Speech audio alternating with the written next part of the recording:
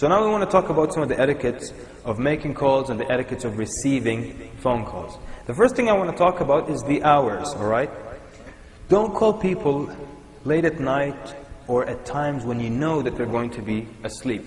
The exception would be someone that has already let you know what their sleeping schedule looks like. So if someone tells you, call me anytime, I sleep at 2 a.m., then you can call him until 2 a.m. You can call him at 1:30 or any other time, because he gave you the green light and you know their schedule now, their sleep pattern.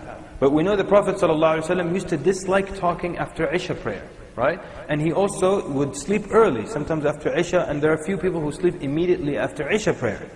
So only call people if you know that this is what they do. They gave you the green light to call them late at night, or they gave you the green light to call them very early in the morning. Some people call you at 7 a.m. But if they know you're awake after Fajr, yani some people after Fajr, they remain awake, so you can receive a call at 7, it's no problem. They've been awake since 5, 7 is quite late for them actually. They've been awake for 2 hours. But some families and some people, they love to get that sweet nap after Fajr. You know what I'm talking about, right? That sweet, sweet nap, right? And these people, when you call them, it's very distracting. Some of them, their children are sleeping, or their parents might be asleep, and you call them at that time. Only do it if you're aware that that person doesn't mind it, or that it's okay with them. But unfortunately, a lot of people know this. Do we really need a lecture to say don't call people late at night? We don't, but people call late at night, and they think they're smart. So they do things like they throw in a disclaimer or like a quick apology. They'll do things like they'll call you at 1 a.m., you answer, say, I hope I'm not disturbing you. What do you think? It's 1 a.m. What do you expect? You are disturbing, but can you say that to someone? And that's why they'll ask you things that, am I bothering you? Well, you don't ask a question where the person can never answer in the affirmative. You tell someone, am I bothering you? Even if he knows you quite well, do you think he'll say, yes, Habibi, you're bothering me?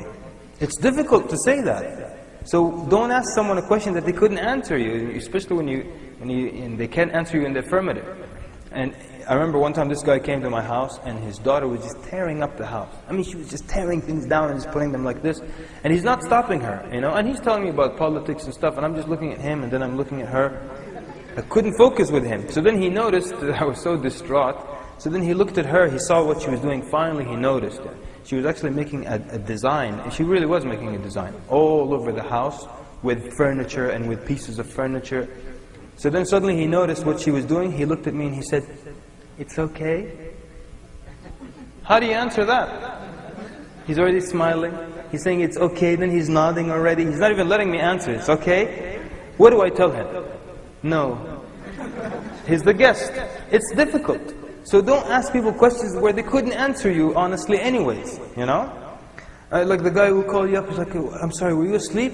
Well, when I said, Assalamu alaikum, you should have guessed it. But then they told you, oh, okay, well I need to ask you this question, so he doesn't care really. Just that concerned part, were you asleep? And then, well, tell me the answer to this question. So I don't really care. So that's the thing. Don't call people when it's very late at night, and don't call people when very early in the morning, unless you know, or they've given you the green light to call them at these times.